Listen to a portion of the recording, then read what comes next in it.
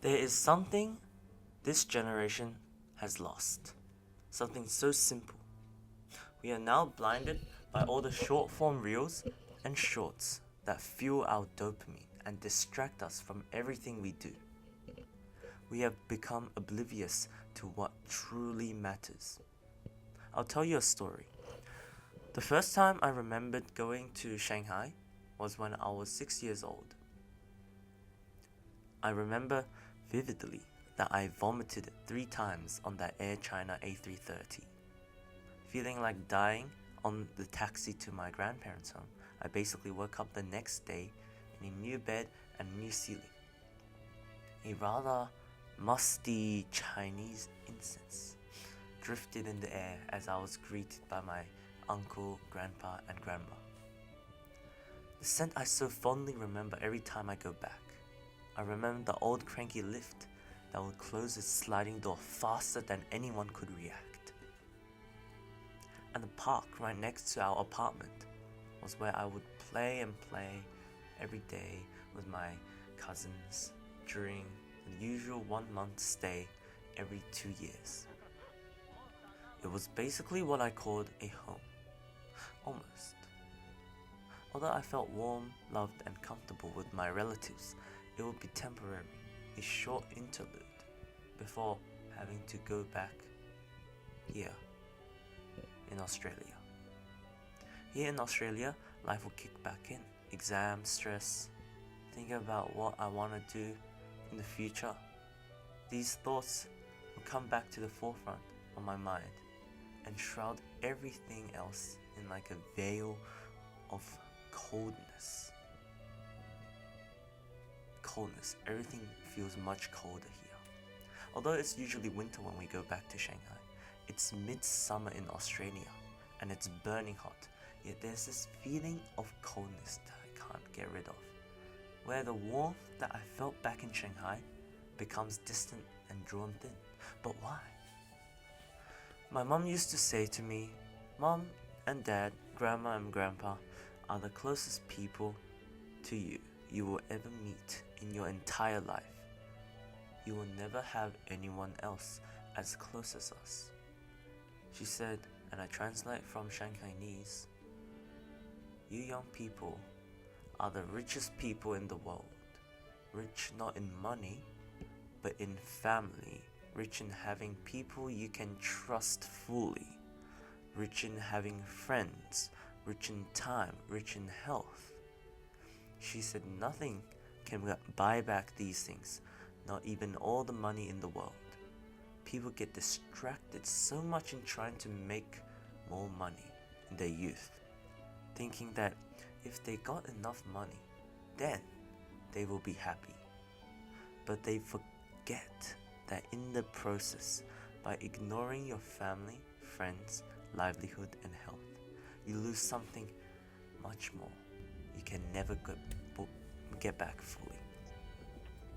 You lose something much greater. It's not like one should not try to get rich, but rather you should never forget the value of what you have. Just always remember that there are people much richer than you that would use all their money in the world to have what you have. And they can't in this universe or the next. Your bonds with your family, friends, and your own health, you can still enjoy these things while you work on yourself. Because in the end, what's the point of becoming rich if you're alone, sick, with no one to love and no one who cares about you? From a book by Bronnie Ware, she said, the biggest regret that people have when they're dying is that I wished I hadn't worked so hard. I wished I had stayed in touch with people who matter to me. I wish that I had let myself be happier. This is the difference between Western culture and Eastern culture. One cherishes in being free, independent, and successful, while the other cherishes in helping each other in a warm, collective family. But the question is, can both these cultures be compatible with one another? Does one need to sacrifice one side for the other? The short answer, in my opinion, is no. You can always have the best in both worlds, it just requires a balance. People say to get to your goals, you must be focused, grind in your 20s, and not be distracted. There is one exception to that, and that is to have fun with your close friends and always be there for your family. That brings me to my next point. I don't think clubbing, raving, partying, and drinking alcohol counts as quality time having fun with your friends, because many of the friends you meet there, they are temporary, caught in the ecstasy of extroverted dopamine addiction in a world full of addiction in 2024. People are lacking true friendships in an ocean full of superficiality. People will always choose the solid island than the sinking cruise ship. The only exception is that there are many sinking cruise ships and almost no islands. Imagine two friends. The first friend laughs with you, hangs out with you, gives you gifts, and competes with you, compliments you. But when the time comes when you need them the most, they run away. They don't listen to what you have to say, what you truly feel, and they laugh it off, calling you stupid. The second friend, however, you see his flawed in nature. He or she has done bad things that you would never imagine of doing. Yet, when the time comes, when you need them the most, when you need them to listen, they will fight for you, they will listen to you, and in extraordinary circumstances, they may lay down their life for you. Who would you pick? The first friend who has never done anything wrong and acts as a casual friend like everyone else?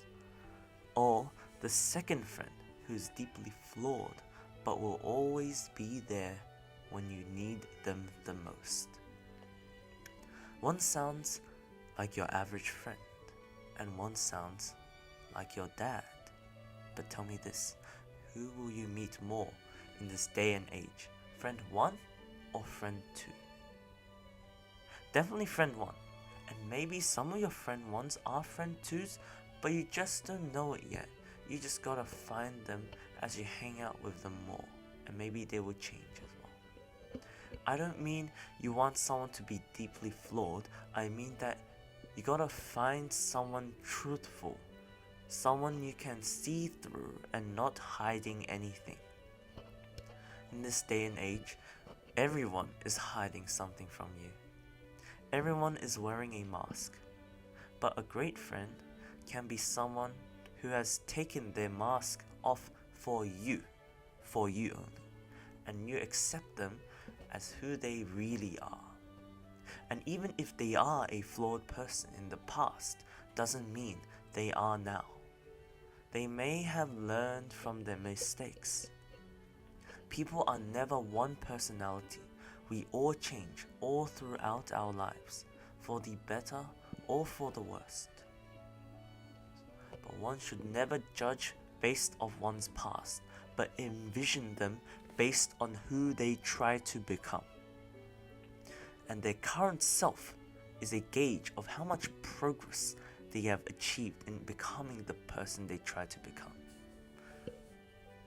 Everyone is flawed. I am flawed, and people must learn to accept that. There is no perfect in this world. But what matters is if they try to be better. I remember a scene from Doctor Who with Peter Capaldi as the 12th Doctor. He asks Clara if he is a good man, to which she responds with, I don't know. But I think you try to be, and I think that's probably the point. I think you're probably an amazing teacher. I think I better be.